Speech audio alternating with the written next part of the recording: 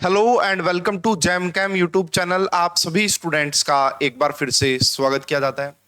Student, Haryana public service commission में PGT का screening exam हो चुका है, केमिस्ट्री का ऑफिशियल आंसर की भी आ चुकी है। एंड सबसे पहली बात मैं बोलना चाहूंगा, है ना, जैसे कि पाकिस्तान के जो प्राइम मिनिस्टर होते थे इमरान खान, वो बोलते थे सबसे पहले तो आपको घबराना नहीं है। तो वही बात मैं आपको बोलना चाहूंगा, आंसर की को देख के आपको घबराने की जरूरत नहीं है। ठीक है। तो भाई फाइनली एचपीएससी ने अपनी ऑफिशियल आंसर की जारी कर दी है और आप ऑब्जेक्शन लगा सकते हैं 18 तारीख 5 बजे तक। तो कितने ऐसे क्वेश्चन है जिनके आंसर रॉन्ग दिए गए हैं, कितने ऐसे क्वेश्चन है जिनके आंसर एक से ज्यादा आ सकते हैं, तो सब कुछ डिस्कस करेंगे इस वीडियो में। ऑब्जेक्शनेबल क्वेश्चन, कितने क्वेश्चन ऐसे हैं जिनमें ऑब्जेक्शन लगाने चाहिए और आंसर की इतनी रॉन्ग क्यों है, सब कुछ डिस्कस करेंगे डिटेल में इस वीडियो में। तो स्टूडेंट, सबसे पहले आपने क्वेश्चन पेपर ऑलरेडी डाउनलोड कर लिया होगा। ये मेरे पास मास्टर सेट है और यहां पे इसी से हम डिस्कस करेंगे। तो देखिए, इसमें दो कैटेगरी के क्वेश्चंस मैं आपको बोलूंगा, दो कैटेगरी के, बेसिकली कैटेगरी दो है यहां पे। कैटेगरी वन, तीन कैटेगरी बोल दूंगा मैं, कैटेगरी टू एंड एक है आपका कैटेगरी थ्री। तीन कैटेगरी के क्वेश्चन है। कैटेगरी वन में वो क्वेश्चन है जिनका आंसर्स आपके रॉन्ग दिए गए हैं। क्वेश्चन बिल्कुल ठीक है, रॉन्ग आंसर गिवन है। कैटेगरी टू जो है आपका, वो है कि बेसिकली मल्टीपल आंसर ठीक हो सकते हैं, मल्टीपल आंसर ठीक हो सकते हैं। और एक है मिस प्रिंट का इशू, मिस प्रिंट का इशू है तीसरे टाइप का, या फिर क्वेश्चन नॉट करेक्ट, या मतलब क्वेश्चन ही आपका जो है सही नहीं है, क्वेश्चन इनकरेक्ट। तीन कैटेगरी के यहां पे क्वेश्चन इनकरेक्ट, तीन कैटेगरी के क्वेश्चन है। देखिए, अब इस कैटेगरी का नो डाउट आपका पिछली बार का अगर आप देखेंगे, पिछली बार भी इजी इजी क्वेश्चंस का आंसर रॉन्ग दिया गया था, बट जब फाइनल आंसर की आई थी उसमें सारे बिल्कुल ठीक थे, अपडेट कर दिया था बिल्कुल अच्छे से। मल्टीपल वाले जिनमें भी बच्चों को बहुत ज्यादा कंफ्यूजन थी, उन क्वेश्चंस को हटा लिया गया था, है ना, उन क्वेश्चंस को हटा लिया गया। जैसे कि 8 क्वेश्चन ऐसे हैं जिनमें इशू है, मल्टीपल आंसर आ रहे हैं, स्टेटमेंट इनकरेक्ट है, तो उनको हटा लिया गया था। पिछली बार आंसर की में, फाइनल आंसर की में ऐसे क्रॉस मार्क्स आया था। तो 92 में से जो 8 क्वेश्चन हटाए जाएंगे वो सभी के ऐड हो जाएंगे, सभी के, और ये वाले भी आपका सभी के ऐड हो सकते हैं। तो आइए भाई, मैं एक एक क्वेश्चन का डिस्कशन करता हूं और रेफरेंस क्या हो सकते हैं वो भी देने की कोशिश करता हूं, बताता हूं कितने क्वेश्चन। कुछ क्वेश्चंस इस कैटेगरी में है हमारे पास, कुछ क्वेश्चन इस कैटेगरी में है, और एक दो क्वेश्चन इस कैटेगरी में भी हमारे पास है। कुल मिला के 15 प्लस क्वेश्चंस ऐसे हैं जिन पे आप ऑब्जेक्शन लगा सकते हैं, 15 प्लस क्वेश्चन। आइए भाई, सबसे पहला क्वेश्चन नंबर 4 पे चलते हैं। क्वेश्चन नंबर 4 ये रहा जी आपका क्वेश्चन नंबर 4, केमिकल काइनेटिक्स का क्वेश्चन है। इसका कोई प्रॉपर रेफरेंस नहीं है, बट सभी को ये बात पता है। ए के रिस्पेक्ट में देखो, यहां पे बोला गया कि जो रेट ला एक्सप्रेशन है, ये रेट कांस्टेंट ए के रिस्पेक्ट में ऑर्डर सेकंड है, बी के रिस्पेक्ट में ऑर्डर 1 है। अब ये कह रहे हैं कि एक की कंसंट्रेशन को डबल कर दो, यानी कि आप क्या करेंगे, 2a का स्क्वायर हो जाएगा, एंड बी की कंसंट्रेशन को हाफ कर दो, तो बताइए रेट कितना टाइम्स होगा। तो ये देखो, ये हो जाएगा 4a, ये हो जाएगा आपका b इंटू में 2, यानी कि जो पहले रेट था आपका इस तरीके से, अब वो जो रेट है वो 2 टाइम्स इंक्रीज होगा। क्या होगा? 2 टाइम्स इंक्रीज होगा।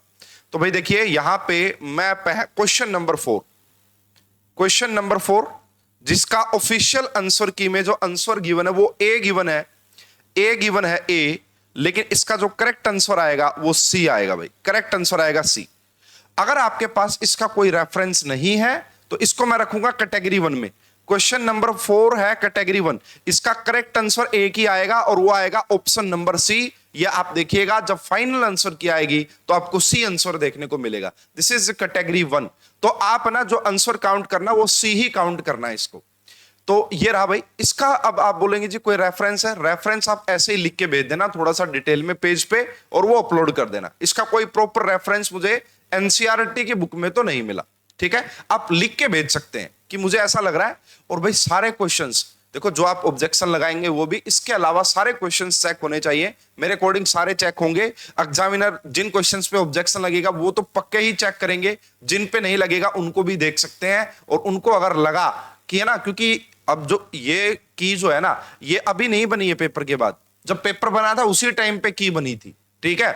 अब क्या होगा, इसका पूरा एनालिसिस किया जाएगा, ऑब्जेक्शंस को देखा जाएगा, उसके बाद नई की आएगी और वो बिल्कुल एक्यूरेट होगी, बिल्कुल सही होगी। और मैंने जो टेंटेटिव आंसर की बताई थी वो काफी हद तक ठीक है, काफी हद तक ठीक है वो, ठीक है। चलिए, तो क्वेश्चन नंबर 4 मैंने आपको बता दिया भाई, पहला क्वेश्चन जिसपे ऑब्जेक्शन लगेगा, ऑफिशियल की में जो आंसर दिया गया है, ऑफिशियल की में जो दिया गया है वो ये दिया गया ए, बट इसका करेक्ट आंसर होगा आपका, इसका करेक्ट आंसर होगा सी। आप सभी बच्चे इससे इत्तेफाक रखेंगे, बोलेंगे कि सही है। अब बात करते हैं भाई नेक्स्ट क्वेश्चन, जो कि कैटेगरी 1 का ही है, मतलब इसका आंसर चेंज होकर आएगा पक्का, तो इसको आप सी काउंट कर सकते हैं। अब बात करते हैं क्वेश्चन नंबर 9। क्वेश्चन नंबर 9 का पक्का ही आंसर रॉन्ग दिया गया है भाई। आपसे पूछा था लोएस्ट पीकेए वैल्यू बताइए, लोएस्ट पीकेए वैल्यू। स्टूडेंट अभी मैं इसको भी कैटेगरी 1 में ही रखूंगा, तो यहां पे लिख देता हूं मैं, क्वेश्चन नंबर जो 9 है, इसका जो करेक्ट आंसर दिया गया ऑफिशियल आंसर की में, वो आपका डी दिया गया है, डी। बट इसका जो करेक्ट आंसर आएगा वो आएगा ऑप्शन नंबर बी। कैसे, आइए मैं आपको रेफरेंस दिखाता हूं एनसीईआरटी का, आइए मैं आपको रेफरेंस दिखाता हूं। देखिए यहां पे बोला गया विच of the following has lowest pKa. सभी को यह बात पता होती है कि जो आपका एसिडिक स्ट्रेंथ होती है, एसिडिक स्ट्रेंथ जो होती है, that is inversely proportional to pKa value. इसका मतलब ये है, लोएस्ट पीकेए का मतलब पूछ रहा है इसी को, और हम बोल सकते हैं हाईएस्ट एसिडिटी, है ना, हाईएस्ट एसिडिटी, यही बात है ना। आइए इसका मैं आपको एनसीईआरटी का रेफरेंस दिखाता हूं, एनसीईआरटी का रेफरेंस। स्टूडेंट क्वेश्चन नंबर 9 का रेफरेंस देख लीजिए, ये आपका क्वेश्चन नंबर 9 का रेफरेंस है एनसीईआरटी, कार्बोक्सिलिक एसिड वाला जो चैप्टर है वहां से मैंने ये लिया है, एनसीईआरटी बुक का रेफरेंस है, आप देख सकते हैं। तो यहां पे देखिए इन्होंने जो आंसर दिया है ना, वो दिया कि फॉर्मिक एसिड की, इन्होंने जो आंसर दिया है उन्होंने बोला है कि जो फॉर्मिक एसिड है ना वो सबसे ज्यादा एसिडिक होगा, डी दिया गया है। बट मैं क्या बता रहा हूं, बी। आइए चेक कर लेते हैं, देखिएगा भाई रेफरेंस में चेक कर लेते हैं। तो ये रहा जी आपका NO2CH2, ये रहा आपका ये वाला कंपाउंड जिसकी, और ये रहा आपका फॉर्मिक एसिड। अब पढ़ लो यहां पे ध्यान से, Thus, flowing acids are arranged in order of increasing acidity based on pKa value, है ना। तो ये बात समझ में आई, किसकी एसिडिटी ज्यादा होगी, इसकी एसिडिटी ज्यादा होगी। अगर इसकी एसिडिटी ज्यादा होगी, इसकी पीकेए वैल्यू लीस्ट रहेगी, तो फॉर्मिक एसिड करेक्ट आंसर नहीं आएगा, फॉर्मिक एसिड करेक्ट आंसर नहीं आएगा। एनसीईआरटी बुक का रेफरेंस मैंने आपको दे दिया है, ये पक्का ही रॉन्ग दिया गया है। NO2CH2C double bond OH, this is the correct answer, option number B आएगा करेक्ट आंसर। तो भाई इसको भी मैं ये जो बता रहा हूं पक्का है ना, इसको भी आप मान के चलें, आप इसको बी के तौर पे काउंट करें, बी ही होगा और उसके हिसाब से आप स्कोर बना सकते हैं, ठीक है। तो दो क्वेश्चन हो गए जो कैटेगरी 1 में है। कैटेगरी 1 का मतलब है इनके मार्क्स टू ऑल नहीं मिलेंगे, इनका मार्क्स टू ऑल नहीं, इनका आंसर चेंज होके आएगा, और ये लिखा ये होके आएगा। आप जाए चेक कर लेना, जब आंसर क्या आएगी तब मैं आपको बता रहा हूं। उसके बाद जो नेक्स्ट क्वेश्चन है जिसपे ऑब्जेक्शन लगेगा, question number 21, question number 21। Yes student, बिल्कुल इस क्वेश्चन पे ऑब्जेक्शन लगेगा, इसको कैटेगरी 2 में रखा जाएगा। कैटेगरी 2 में इनमें से पूछा था कि कौन सी रॉन्ग स्टेटमेंट होगी, तो ये बात सभी को पता है, SeF4 एंड CH3 क्या दोनों की सेम शेप होती? बिल्कुल भी नहीं। SF4 की जो शेप होती है वो टी शेप होती है ना, सॉरी सीसो ज्योमेट्री होती है, सॉरी क्या आएगी, सीसो ज्योमेट्री होती है। एंड CH4 जो है ये टेट्राहेड्रल शेप शो करता है, क्या शो करता है, टेट्राहेड्रल। तो ये बात पक्का सही है। But I3 has bent geometry नहीं, अगर यहां पे लिखा हुआ होता I3 पॉजिटिव, I3 पॉजिटिव, तो उसकी बेंट ज्योमेट्री पक्की होती। जब मैंने आपको टेंटेटिव आंसर की दी थी तभी मैंने इस चीज को एक्सप्लेन कर दिया था। तो भाई जो क्वेश्चन नंबर 21 है, अब हम कैटेगरी 2 पे चलते हैं भाई। ये कैटेगरी 1 थी, अब कैटेगरी 2 का पहला क्वेश्चन आ गया जो कि या तो मार्क्स टू ऑल, देखो कैटेगरी 2 में या तो मिलेगा MTA मार्क्स टू ऑल, मतलब क्वेश्चन ही कैंसिल कर दिया जाएगा। MTA का मतलब है क्वेश्चन कैंसिल करके सभी को मार्क्स दे दिए जाएंगे, या फिर इसके आपको दो ऑप्शन देखने को मिल सकते हैं, जैसे कि इस पर्टिकुलर क्वेश्चन के लिए। तो भाई अब मैं यहां पे लिख रहा हूं क्वेश्चन नंबर, तो यहां पे आपका जो क्वेश्चन नंबर है 21, क्वेश्चन नंबर 21, इसका ऑफिशियल आंसर की में जो आंसर दिया गया है वो दिया गया है आपका सी दिया गया है। बट मुझे इसका आंसर लगता है या तो C एंड D, या तो C एंड D, या फिर MTA, मतलब कि सभी को मार्क्स मिलेंगे, क्वेश्चन डिलीट कर दिया जाएगा। या तो सी और डी, या फिर मार्क्स टू ऑल, या फिर मार्क्स टू ऑल। ये पॉसिबिलिटी है क्वेश्चन नंबर 21 की, क्वेश्चन नंबर 21 की। अब आगे बढ़ते हैं भाई, question number 28, question number 28, question number 28, master question paper की डिस्कशन हमारा चल रहा है। तो ये रहा जी आपका क्वेश्चन नंबर 28। यस स्टूडेंट, इस क्वेश्चन का भी जो करेक्ट आंसर आएगा, iso electronic and iso structural आपसे पूछा था। नो डाउट कि ए पक्का सही है, ए तो आएगा ही आएगा। ऑफिशियल की में ए दिया भी गया है ना। क्वेश्चन नंबर 28, क्वेश्चन नंबर 28 का आंसर ए दिया गया है, बट इसका जो करेक्ट आंसर आएगा वो आएगा ए और डी, या फिर एम टी ए। इस क्वेश्चन को ही हटा लिया जाएगा और मार्क सभी को दे दिए जाएंगे। तो यहां पे देख लीजिएगा भाई, ए एंड डी, और पिछली की के अकॉर्डिंग ए डी ऐसा दिया नहीं था, क्वेश्चन ही हटा लिया था, तो मोस्ट प्रोबेबली चांस है कि क्वेश्चन हट जाएगा। क्वेश्चन नंबर 28, क्योंकि देखो ये दोनों आइसो इलेक्ट्रॉनिक आइसो स्ट्रक्चरल है, सेम ऐसे ही ClO3 नेगेटिव, SO42 नेगेटिव, दोनों आइसो स्ट्रक्चरल है एंड आइसो इलेक्ट्रॉनिक्स है। इसका रेफरेंस अगर आप चाहते हैं तो कहीं से भी इनकी शेप्स उठा के, और वही पेज पे जिसका रेफरेंस ना मिले व्हाइट पेज लेना, अच्छे से स्ट्रक्चर ड्रॉ करना, इलेक्ट्रॉन्स लिखना, और आप वहां पे डाल देना। एग्जामिनर चेक करेगा और उसको लगेगा कि हाँ सही बात है, वो मान लेगा आपकी बात, अगर सही है तो, है ना। ये इसका क्या आएगा भाई, A and D. Question number 28 का ए एंड डी। अब चलते हैं भाई क्वेश्चन नंबर 33 पे, क्वेश्चन नंबर 33, जिसपे ऑब्जेक्शन लग सकता है। क्वेश्चन नंबर 33, तो ये रहा जी क्वेश्चन नंबर 33। इसका आंसर रॉन्ग दिया गया है भाई, है ना। इसको कैटेगरी 1 में रखेंगे, इसका रेफरेंस भी मैं आपको देता हूं। In the preparation of genome ब्रेटलेट टेकन दिस। तो इस क्वेश्चन का जो करेक्ट आंसर दिया गया वो ए दिया गया है, बट इसका करेक्ट आंसर आएगा सी। तो इसको रखेंगे कैटेगरी 1 में, इसको रखेंगे कैटेगरी 1 में। तो क्वेश्चन नंबर आ गया है आपका, क्वेश्चन नंबर आ गया है 33। इसका जो ऑफिशियल आंसर की में आंसर दिया गया है वो ए दिया गया है, बट इसका जो करेक्ट आंसर आएगा वो आपका सी आएगा। आइए मैं आपको रेफरेंस बताता हूं इसका, ठीक है। देखो भाई पहले मैं दिखा देता हूं, ये 33 और ये रही ऑफिशियल आंसर की। 33 का ए दिया है, बट मेरे अकॉर्डिंग इसका आंसर क्या होगा, सी। आइए इसका रेफरेंस मैं आपको दिखाता हूं।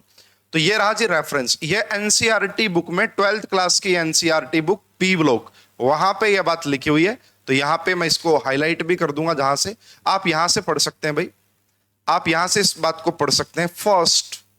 First, the prepared a red compound which is formulated this. He realized that first ionization enthalpy of molecular oxygen was almost identical that of the genome. तो ये बात समझ में आ गई भाई, ये बात समझ में आ गई। यही ऑप्शन तो करेक्ट होगा सी, यही ऑप्शन तो करेक्ट होगा सी। आप पढ़ सकते हैं, एनसीईआरटी बुक का रेफरेंस है। तो भाई जो क्वेश्चन नंबर 33 है, यहां पे इसका जो करेक्ट आंसर आएगा, both O2 and xenon has almost same ionisation enthalpy. तो 33 का जो आंसर आएगा, क्वेश्चन नंबर 33 का रेफरेंस है ये, क्वेश्चन नंबर 33 का रेफरेंस है ये आपका, ठीक है। तो कैटेगरी 1 में काउंट होगा, इसका सी आंसर आपको देखने को मिलेगा। अब हम बात करते हैं क्वेश्चन नंबर 34, क्वेश्चन नंबर 34, इससे नेक्स्ट क्वेश्चन है क्वेश्चन नंबर 34। ये स्टूडेंट, इस क्वेश्चन का भी दो ऑप्शंस करेक्ट होंगे भाई, बिल्कुल बी भी करेक्ट है एंड सी भी करेक्ट है। यहां पे आपसे पूछा गया है कि H2SO4 ऑक्सीडाइजिंग, मतलब H2SO4 का रिडक्शन होना चाहिए, और रिडक्शन का मतलब क्या होता है, आपका ऑक्सीडेशन नंबर का कम होना। यहां पे इसकी ऑक्सीडेशन स्टेट +6 है और यहां पे इसकी ऑक्सीडेशन स्टेट +4 है। ये रिडक्शन हो रहा है भाई पक्का ही। और H2SO4 किस, अगर इसका खुद का रिडक्शन हो रहा है तो ये किसी दूसरे को ऑक्सीडाइज कर रहा होगा। यहां पे ये -1 से कहां पे जा रहा है, 0, तो ये ऑक्सीडेशन कर रहा है। कॉपर यहां पे 0 है, इसने कॉपर को +2 में कन्वर्ट कर दिया है, कॉपर का ऑक्सीडेशन कर दिया है, और खुद का इसका अगर आप देखेंगे यहां SO2 में रिडक्शन हो चुका है। तो भाई क्वेश्चन नंबर 34 जो है, क्वेश्चन नंबर 34 जो है वो जाएगा कैटेगरी नंबर 2 में। क्वेश्चन नंबर 34 जो है आपका, क्वेश्चन नंबर 34 जो है वो कैटेगरी नंबर 2 में जाएगा। इसका आंसर ओनली बी दिया है, बट इसका करेक्ट आंसर आएगा बी एंड सी दोनों, या तो बी एंड सी, या फिर मैंने आपको बता दिया marks to all, marks to all, इन दोनों में से कोई पॉसिबिलिटी देखने को मिलेगी। Question number 34, question number 34। अब हम आगे बढ़ते हैं भाई, नेक्स्ट क्वेश्चन पे चलता हूं मैं। नेक्स्ट क्वेश्चन है क्वेश्चन नंबर 35, क्वेश्चन नंबर 35। पहली बात देखिए यहां पे लिखा हुआ है इसमें, which of the following statements are true. A भी स्टेटमेंट बिल्कुल ट्रू है एंड बी भी स्टेटमेंट बिल्कुल ट्रू है। Only one type of interaction between particle of noble gases are due to weak dispersion forces, ये बात बिल्कुल ठीक है। बी भी बिल्कुल ठीक है, ionization enthalpy of molecular oxygen is very close to xenon, ये बात आपको इसी का रेफरेंस, ये रहा जो रेफरेंस है, इस रेफरेंस को यूज कर सकते हैं इस क्वेश्चन के लिए भी। हालांकि इसका जो आंसर दिया गया है ना, देखो इसको कैटेगरी 30, इसको कैटेगरी इसी में रखोगे, कैटेगरी 2 में, क्वेश्चन नंबर 35 को, इसका जो आंसर दिया गया है वो सी दिया गया है, सी, लेकिन इसका आंसर ए भी हो सकता है और बी भी हो सकता है, दोनों हो सकते हैं, ए और बी। मोस्ट प्रोबेबली बी होगा, मोस्ट प्रोबेबली बी, ठीक है, ए और B. Only type of interaction, तो वीक वांडरवाल फोर्सेस होते हैं, वीक डिस्पर्जन फोर्सेस होते हैं, ये बात भी ठीक है, बी बात भी ठीक है। ये क्वेश्चन जाएगा या तो ए या बी, या तो ए या बी, या फिर MTA मार्क्स टू ऑल, ये मार्क्स टू ऑल। आ रही है बात समझ में, आ रही है बात समझ में। अब बात करते हैं क्वेश्चन नंबर 38, क्वेश्चन नंबर 38। ओहो, ये देख लो भाई, इसका जो करेक्ट, इसका जो ये जाएगा कैटेगरी 1 का क्वेश्चन है ये, है ना। क्वेश्चन नंबर 38 को रखना है कैटेगरी 1 में, क्वेश्चन नंबर 38 को रखेंगे कैटेगरी 1 में। इसका जो आंसर दिया गया है वो सी दिया गया है, बट इसका जो करेक्ट आंसर आएगा वो डी आएगा। एनसीईआरटी का रेफरेंस मैं आपको दिखा देता हूं भाई, इसका जो करेक्ट आंसर आएगा डी। आइए इसका रेफरेंस देखते हैं, क्वेश्चन नंबर 38 का, क्वेश्चन नंबर 38 ये रहा जी, ये एनसीईआरटी बुक का रेफरेंस है क्वेश्चन नंबर 38 का। तो यहां पे आपसे पूछा, देखो ये रहा जी, कार्बन नाइट्रोजन की जो आयोनाइजेशन एंथैल्पी होती है वो होती है 1402, फ्लोरीन की सबसे ज्यादा है, यहां पे देख सकते हैं कितनी है, 1681।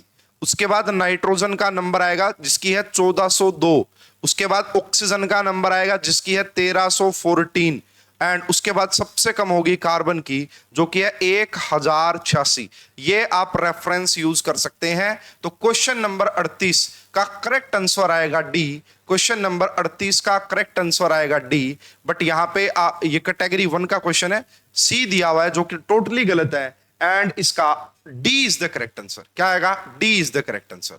ओके, अब हम चलते हैं नेक्स्ट क्वेश्चन पे। 38 हो गया भाई, 38। क्वेश्चन नंबर 46 पे चलते हैं भाई, क्वेश्चन नंबर 46। ये स्टूडेंट कोई भी बच्चा देख के बताएगा, bond order of NO, NO का जो बॉन्ड ऑर्डर होता है, यहां पे टोटल 15 इलेक्ट्रॉन होते हैं, तो 15 इलेक्ट्रॉन जो होते हैं, एंड इसका जो बॉन्ड ऑर्डर आता है वो 2.5 आता है। बट यहां पे 46 का आंसर बी दिया गया जो कि टोटली गलत है। तो यहां पे भाई कैटेगरी 1 का है ये, क्वेश्चन नंबर 46 का जो करेक्ट ऑफिशियल की में दिया गया है वो बी दिया गया है, बट इसका करेक्ट आंसर आएगा सी। आपको किसी भी स्टैंडर्ड बुक में NO का मॉलिक्यूलर ऑर्बिटल डायग्राम मिल जाएगा, वहीं पे NO का बॉन्ड ऑर्डर दिखाई दे जाएगा, आप उसको एज अ रेफरेंस के तौर पे यूज कर सकते हैं। तो 46 का करेक्ट आंसर आएगा सी, 2.5 is the correct answer, category 1 का ये क्वेश्चन। उसके बाद हम बात करते हैं भाई क्वेश्चन नंबर 52, क्वेश्चन नंबर 52। आइए भाई क्वेश्चन नंबर 52, क्वेश्चन नंबर 52 का जो करेक्ट आंसर आएगा वो आएगा ऑप्शन नंबर बी, जो कि डी दिया गया है शायद, तो इसको भी कैटेगरी 1 में रखें आप। क्वेश्चन नंबर 52, क्वेश्चन नंबर 52 का डी दिया गया है, एंड क्वेश्चन नंबर 52 का जो करेक्ट आंसर आएगा that is B is the correct answer. Student आपसे पूछा कि कौन सा chiral identify the chiral molecule, तो पेंटेन टू ऑल बना के देखिए, 1 2 3 4 5 ये रहा। तो यहां पे देखिए ये वाला जो कार्बन है वो कायरल कार्बन है। अगर ये कायरल कार्बन है तो जिस भी कंपाउंड में कायरल कार्बन होता है वहां पे कोई सिमेट्री एलिमेंट नहीं होता और वो कायरल होता है, तो इसका आंसर बी आएगा। रेफरेंस आप देख सकते हैं इसका कहीं ना कहीं से, अगर आपको मिल जाए तो लगा देना, पक्का ही ये कायरल होगा।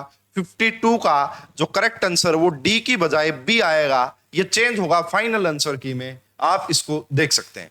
नेक्स्ट हम बात करते हैं भाई क्वेश्चन नंबर 60 की, question number 60, question number 60।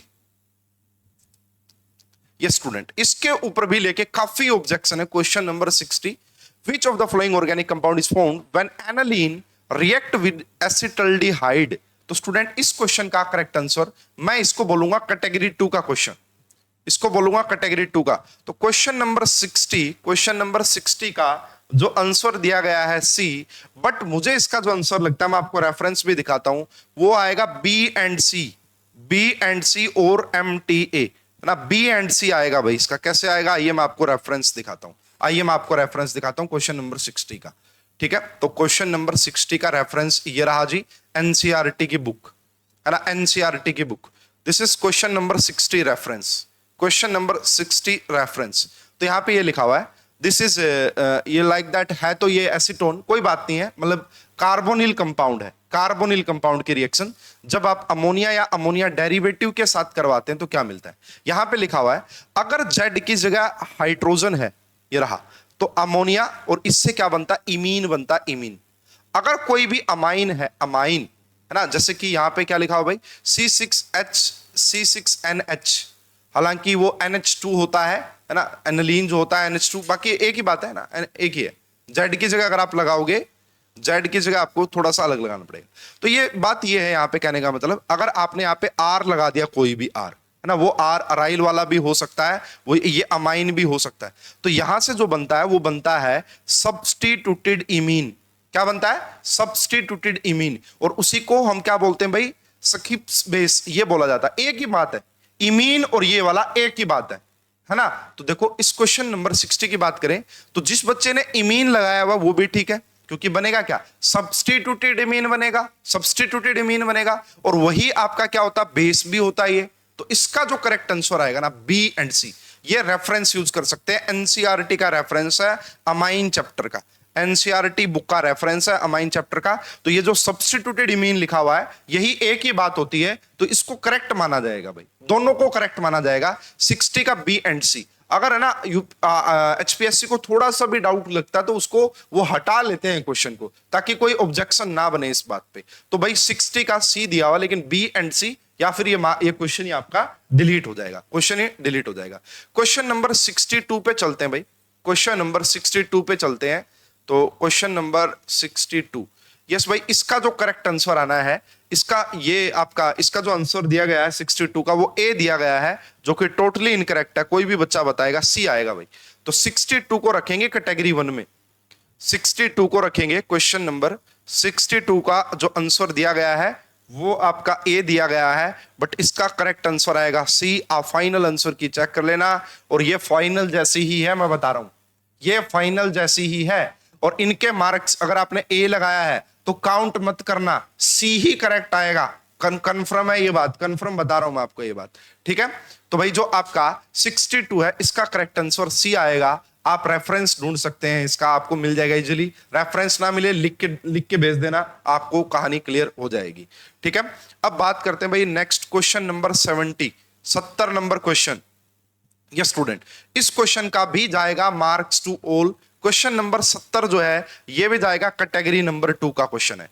Question number 70 category number 2 का है, ये एचटेट का प्रीवियस ईयर है। इसका आंसर सी दिया गया है, बट मेरे अकॉर्डिंग इसका आंसर आएगा ए और सी, ए और सी, या फिर MTA marks to all, marks to all. A and C कैसे आएगा, आइए मैं इसका रेफरेंस आपको देता हूं, आपको आइडिया लग जाएगा एनसीईआरटी बुक का। तो दो बातें ठीक है, फर्स्ट भी ठीक है एंड आपका सी भी ठीक है। इसका रेफरेंस मैं आपको दे देता हूं, आप पढ़िएगा, थोड़ा सा रिलेट कीजिएगा। तो ये है आपका reference for question number 70। Question number 70 के लिए रेफरेंस है।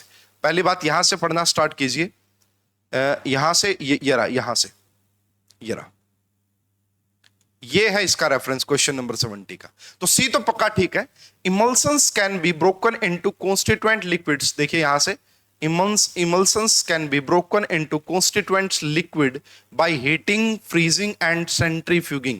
तो ये मतलब डी तो ठीक हो गया, ए कैसे ठीक, मतलब जो डी नहीं सॉरी सी ठीक हो गया। emulsions can be diluted with any amount of the dispersion medium, है ना। और डिस्पर्जन मीडियम का यहाँ पे मतलब है आपका, एक मिनट रुकिए, डिस्पर्जन मीडियम है ना, तो डिस्पर्स्ड लिक्विड लिखा हुआ है। They can be diluted by dispersed liquid. तो यहाँ पे देखो ये बात लिखी हुई, on other hand dispersed liquid when mix it form a separate layer. तो ये काफी क्लोज है। देखो ये यहाँ पे आप बोलेंगे dispersion medium, on other hand dispersed liquid when mixed form a separate layer, ठीक है। तो ये भी ठीक लग रहा है मुझे, इसका भी ऑब्जेक्शन जाएगा ए और सी। क्या आएगा, ए और सी। 70 कैटेगरी 2 का है, 70 नंबर क्वेश्चन कैटेगरी 2 का, इसका रेफरेंस मैंने आपको दे दिया, ये यूज कर सकते हैं, ठीक है। ए या सी जा सकता है। क्वेश्चन नंबर 83, क्वेश्चन नंबर 83 जाएगा कैटेगरी 1 का। क्वेश्चन नंबर 83, क्वेश्चन नंबर 83 पे आ रहा हूं भाई मैं।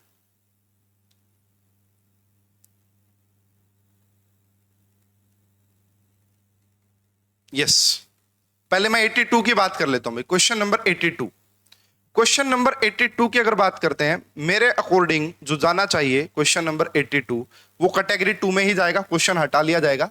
देखिए वैसे इसका जो करेक्ट आंसर है वो शायद 82 का सी दिया गया है, सी दिया गया, बट इसको आप सी और डी दोनों मान सकते हैं, सी और डी दोनों मान सकते हैं। मैं बताता हूं कैसे। स्टूडेंट, ये क्वेश्चन है एच टेट का प्रीवियस ईयर। अगर कोई बच्चा चाहता कि मेरा सिर्फ सी ठीक हो तो एच टेट का प्रीवियस ईयर आप जाके देख लीजिएगा। एच टेट की फाइनल आंसर की में, एच टेट की फाइनल आंसर की में इसका जो आंसर दिया गया है वो सी दिया गया और काफी हद तक ठीक है। पर ऑक्सी एसाइल नाइट्रेट ये ठीक है। बाकी आना क्या था मैं आपको रेफरेंस दिखाता हूं। देखिए कुछ बच्चे एच टेट की आंसर क्यू का एज ए रेफरेंस मान के यहां पे डाल सकते हैं, लेकिन कुछ बच्चे बोल सकते हैं जी एसिटाइल आना चाहिए था, तो हमने तो नन ऑफ द अबव लगाया है, तो दोनों को क्या बोला जाएगा, या तो दोनों का ठीक है सी और डी, या क्वेश्चन ही हटा लिया जाएगा। मोस्ट प्रोबेबली चांस है इस क्वेश्चन को हटा लिया जाए। देखिए इसका रेफरेंस आपको मिल जाएगा। क्वेश्चन नंबर 82 की बात मैं करता हूं, यहां पे एनसीईआरटी में साफ साफ लिखा हुआ है, ये रहा क्वेश्चन नंबर 82 का रेफरेंस। पर ऑक्सी एसिटाइल नाइट्रेट, पर ऑक्सी एसिटाइल नाइट्रेट। अब बच्चों को है इशू कि भाई एसाइल है, एसिटाइल थोड़ी नहीं है, असाइल है, तो कुछ बच्चे बोल सकते हैं कि हाँ ऑब्जेक्शन लगाएंगे। यहां पे भी लिखा हुआ पर ऑक्सी एसिटाइल नाइट्रेट, समझ में आ रही है बात। तो ये जाएगा मार्क्स टू ऑल, ये क्वेश्चन डिलीट कर दिया जाएगा। जहां तक मुझे लगता है 82 क्वेश्चन डिलीट होगा, सभी बच्चे इसको ऐड कर सकते हैं, मार्क्स टू ऑल बोल सकते हैं, मार्क्स टू ऑल। अब हम बढ़ते हैं भाई question number 83। Yes student, question number 83 की अगर आप बात करेंगे, क्वेश्चन नंबर 83 की अगर आप बात करेंगे, एचटेट का प्रीवियस ईयर है, इसका जो आंसर दिया गया वो डी दिया गया 83 का। 83 का जो आंसर दिया गया वो डी दिया गया, बट करेक्ट आंसर आएगा सी, बट करेक्ट आंसर आएगा सी। ये मैंने एचटेट का जब सॉल्यूशन करवाया था तब भी इस बात को एक्सप्लेन किया था। तो इसका रेफरेंस मैं आपको दिखाता हूं, क्वेश्चन नंबर 83 का। क्वेश्चन नंबर 83 का रेफरेंस आपको मिल जाएगा, ये देखिएगा, दिस इज क्वेश्चन नंबर 83, इसका रेफरेंस है ये भाई आपका एनसीईआरटी बुक का रेफरेंस है, एनसीईआरटी बुक का रेफरेंस है, और ये इक्विलिब्रियम चैप्टर में आपको मिलेगा। अब यहां पे अगर आप पढ़ते हैं, देखिएगा यहां से आप पढ़ना स्टार्ट कीजिए, यहां से आप पढ़ना स्टार्ट कीजिए। This is applicable even to soluble salt like sodium chloride, except that due to higher concentration of the ions we use their activity instead of their molarities in the expression. Thus if we take saturated solution, यहां से ये question की language start हो रही है भाई। Thus if we take saturated solution of sodium chloride and pass HCl gas through it, then sodium chloride is precipitated due to increase concentration of chloride ion available from dissociation of HCl। यानी कि देखो भाई Cl negative की जो concentration वो तो increase होगी, Cl negative की कंसंट्रेशन इंक्रीज होगी। Sodium chloride thus obtained is very high purity we can get, ये रहा। तो ये बात समझ में, यहां से आप इसको रिलेट कर सकते हैं। अब देखो यहां पे क्या लगा, solubility product of NaCl is lowered by Cl negative. क्या वो लोअर्ड बाई होगा क्या Cl नेगेटिव की वजह से? तो ऐसा नहीं होगा। इसका जो करेक्ट आंसर आएगा C, ionic product exceed the solubility product of NaCl। इसका करेक्ट आंसर सी आएगा भाई।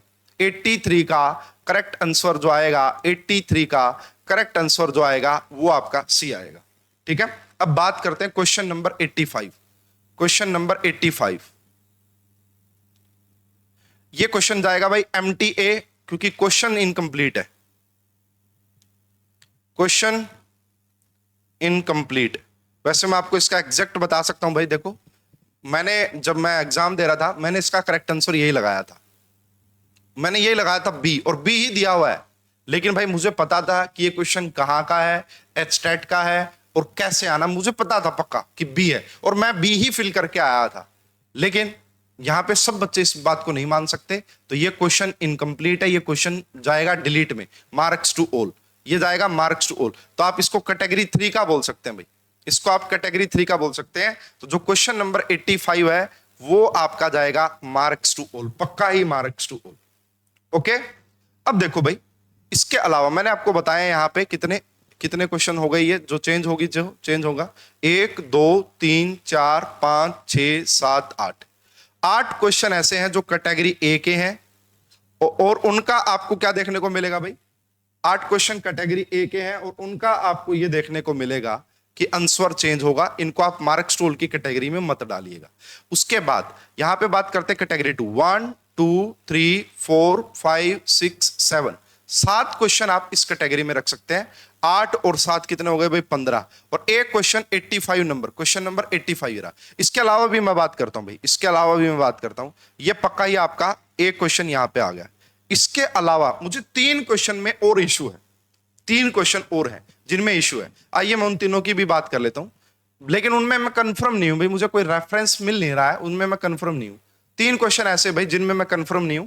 एक क्वेश्चन है क्वेश्चन नंबर 50, क्वेश्चन नंबर 50, एक है क्वेश्चन नंबर 67 और एक है क्वेश्चन नंबर 99। ये 3 और क्वेश्चन है जिनमें ऑब्जेक्शन लग सकते हैं। आइए मैं एक एक करके डिस्कस करता हूं। 99 जो है भाई आपका, सबसे पहले हम 99 की बात कर लेते हैं। देखिए भाई 99 में बड़ी कंफ्यूजन है, कोई रेफरेंस इसका मिल नहीं पा रहा है। अगर किसी बच्चे को इसका रेफरेंस मिले तो मुझे कमेंट करके जरूर बताइएगा। देखिए भाई वैसे तो अगर आप इसको इलेक्ट्रोफिलिक सब्स्टिट्यूशन से देखेंगे तो इसका आंसर ए बनना चाहिए, मेटा पोजीशन पे बीआर लगना चाहिए, बट फाइनल आंसर की में इसका आंसर डी दिया हुआ है, तो वो कैटालिटिक अमाउंट का कुछ चक्कर पड़ रहा है इसमें। तो ए और डी में कंफ्यूजन है भारी, बट मैं इसको ना अलग ही रख रहा हूं। आप ऑब्जेक्शन लगाना चाहे लगा देना, लेकिन 8 और 7 15 और एक 16 क्वेश्चन पे तो ऑब्जेक्शन लगाना ही लगाना है। ये 16 में से 8 के आंसर पक्का चेंज होंगे और ये 8 क्वेश्चन सभी के लिए डिलीट कर दिए जाएंगे और आपका स्कोर 92 में से बनाया जाएगा फिर, ठीक है, और फिर 8 सभी को मार्क्स दे दिए जाएंगे। आ रही बात समझ में? ये रहा। उसके बाद बात करता हूं क्वेश्चन नंबर, ये रहा। तो मैंने आपको बताया कि इसमें जो कंफ्यूजन है वो ए और डी को लेके कंफ्यूजन है, बट मैं इसको भाई कंफर्म नहीं कह सकता, उन 16 क्वेश्चन को मैं कंफर्म कह सकता हूं। क्वेश्चन नंबर 67 देखते हैं भाई, क्वेश्चन नंबर 67 क्या है जिसमें ऑब्जेक्शन लग रहा है। यस, क्वेश्चन नंबर 67 भाई देखो यहां पे लिखा हुआ है, which of the following is yielded when ethylene glycol is treated with phosphorus triiodide. इसका जो आंसर दिया गया वो ए दिया गया, ए। हालांकि भाई इसका आंसर ए दिया गया है, इसका आंसर बी आ सकता है ना, इसमें भी कंफ्यूजन है। देखो इसके लिए रेफरेंस मैं आपको दे रहा हूं, इसके लिए रेफरेंस मैं आपको दे रहा हूं क्वेश्चन नंबर 67 के लिए। ऑब्जेक्शन तो पक्का लगेगा भाई, ये भी 67 भी लगेगा। तो देखो दिस इज इथाइलिन ग्लाइकोल, पहले आपने इसकी रिएक्शन करवाई तो ये बना, हालांकि ये अनस्टेबल है भाई, अनस्टेबल है, और ये फिर बाद में जाके इसमें या तो इसका आंसर मान लिया जाएगा 1 और 2 दोनों है, 1 और 2 दोनों है, या इस क्वेश्चन को ही डिलीट कर दिया जाएगा। तो ये भी भाई इसी कैटेगरी में रखें। क्वेश्चन नंबर 67, क्वेश्चन नंबर 67 को ज्यादा चांसेस है कि वो इस कैटेगरी में जाएगा। क्वेश्चन नंबर 67 ज्यादा चांसेस है कि इस कैटेगरी में जाएगा। इसका आंसर दिया गया है ए, बट यहां पे मैं कह सकता हूं कि इसका आंसर ए और बी दोनों आ सकता था, मतलब ए तो नहीं आएगा, बी आएगा ज्यादा, लेकिन फिर भी बच्चे ऑब्जेक्शन लगाएंगे तो एचपीएससी इसको कैंसिल कर सकता है। तो आप मान के चलें कि इसको भी, इसको आप हटा सकते हैं भाई यहां से। ये 2 क्वेश्चन है जिनमें ऑब्जेक्शन है, उसको इसका रेफरेंस पक्का लगाना है 67 का भी आपको। 67 का पक्का रेफरेंस लगाइएगा। तो यहां पे जो ये क्वेश्चन है ये 8 हो जाते हैं। कितने हो जाते हैं? 8 और 8 16 और एक 17 क्वेश्चन। उसके अलावा भी रह गया क्वेश्चन नंबर 50, क्वेश्चन नंबर 50 ये रहा भाई। ये कुछ इसका भी कहीं कोई रेफरेंस मिल नहीं रहा है भाई। कोई बच्चा बोल रहा था नेट का, मैंने नेट के सारे प्रीवियस ईयर चेक कर लिए, इसका कोई रेफरेंस मिल नहीं रहा है। मैनिक रिएक्शन होगी, बट ये प्रोडक्ट कैसे बन जाएगा किसी को नहीं पता कैसे बनेगा। तो भाई इसका आंसर हालांकि सी दिया गया है। मैंने एक चीज नोटिस की है, जो भी क्वेश्चन अच्छे लेवल के जैसे एनएमआर वाला, बोरेन वाला, उन सभी के आंसर ठीक है, बिल्कुल ठीक है, क्योंकि उनको बनाने के लिए तैयारी की गई है। और एचटेट वाले वही आ गए फिर same to same copy paste कर दिया वहां से, तो वो गलत है। तो ये हो सकता है कि सी ठीक भी हो, और हो सकता है कि भाई क्वेश्चन इनकम्प्लीट करके इसको हटा भी दिया जाए। तो इन क्वेश्चन को आप अपने लेवल पे देख लेना। क्वेश्चन नंबर 50 और 99 क्या आप इन पे, इसको अगर आप लगाएंगे तो क्वेश्चन इनकम्प्लीट बोल के इसका ऑब्जेक्शन लगा सकते हैं, क्वेश्चन इनकम्प्लीट बोल के इसका ऑब्जेक्शन लगा सकते हैं। तो ये टोटल भाई इन 17 का तो लगेगा ही लगेगा, इन 17 का ऑब्जेक्शन लगेगा ही लगेगा। ये आपके ऊपर डिपेंड करता है इनके लगाएंगे नहीं। तो देखो मान के चलो जो बाकी 80 क्वेश्चन बच गए हैं, 17 ये 2 ये 19, एक और मान लेते कोई भी, बाकी 80 क्वेश्चन बिल्कुल करेक्ट है, बाकी 80 क्वेश्चन आपका बिल्कुल करेक्ट है, उनमें कोई ज्यादा मिस्टेक है नहीं। अगर आपको लगता कि किसी और क्वेश्चन में ऑब्जेक्शन है, ऐसे सीधा मत कह देना, पहले आप रेफरेंसेस चेक करना। आपको लगे कि मुझे 2-3 बुक में ये चीज मिल गई है, तब जाके आप कमेंट बॉक्स में कमेंट करना कि हाँ जी हमें लगता है इस क्वेश्चन का भी ऑब्जेक्शन लगेगा।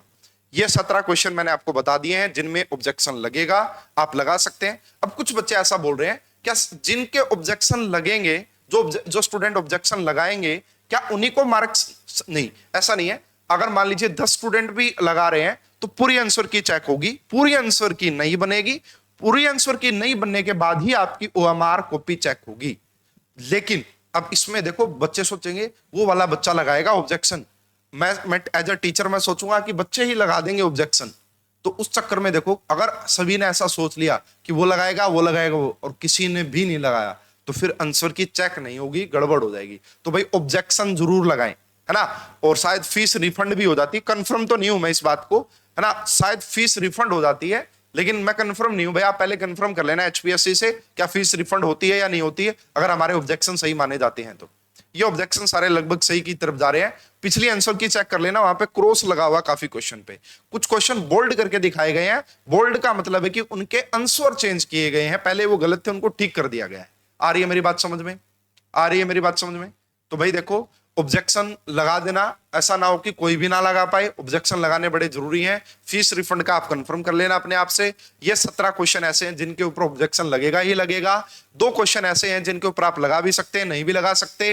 और घबराने वाली कोई बात नहीं है। कभी सोचो ये 8 ऐसे ही रह जाएंगे, बिल्कुल भी नहीं रहेंगे। बिल्कुल एक्यूरेट आंसर की आएगी, बिल्कुल एक्यूरेट आंसर की से ही आपकी ओएमआर कॉपी चेक होगी। ये भी मैं आपको बता रहा हूं। 18 तक ऑब्जेक्शन लेंगे, 19 और 20 को शायद डिस्कशन होगा आंसर की पे। जैसे ही आंसर की फाइनल होगी, 3 से 4 दिन के अंदर आपका रिजल्ट आ जाएगा, क्योंकि 4000-5000 कॉपी चेक करने में ज्यादा टाइम लगने वाला नहीं है। समझ में आ रही है मेरी बात? तो ये थे ऑब्जेक्शनेबल क्वेश्चन। अगर आपको लगता कि नहीं और क्वेश्चन में ऑब्जेक्शन है, पहले खुद बहुत सारी रेफरेंसेस बुक से चेक कर लेना, उसके बाद आप कमेंट बॉक्स में कमेंट करना। आ रही है मेरी बात समझ में? और भाई बिल्कुल भी घबराने की जरूरत नहीं है इन 8 क्वेश्चन को लेके। इन 8 क्वेश्चन को लेके इनको तो ऐड कर सकते हैं सारे बच्चे, है ना। और नहीं तो जिनका सी और डी है, जैसे ये 2 ऑप्शन जिन इनमें से किसी ने किए, ये 2, वो तो पक्का ही मान के चले कि उसका ठीक है, वो तो ऐड कर सकते हैं। ये 8 क्वेश्चन आप ऐड कर नहीं सकते। ये जो मैंने की बताई है, जो मैंने आंसर बताए वही रहेंगे। ये आप ऐड कर सकते हैं, ये भी आप ऐड कर सकते हैं। आ रही है बात समझ में? तो ये थी जी हमारी वीडियो जिसमें हमने डिस्कस किया ऑब्जेक्शनेबल क्वेश्चन। अगर मुझे लगता है कि कुछ और क्वेश्चंस के ऊपर डिस्कशन हो सकता है, तो मैं पार्ट 2 भी लेके आऊंगा ऑब्जेक्शनेबल क्वेश्चन का। तो आप ऑब्जेक्शन लगाना स्टार्ट कर दीजिए। फिलहाल इस वीडियो में भी इतना ही। अगर आपकी हेल्प हो रही है मेरी वीडियो से, लाइक शेयर कीजिए और ज्यादा अपडेट्स के लिए चैनल के साथ जुड़े रहिए। Thank you.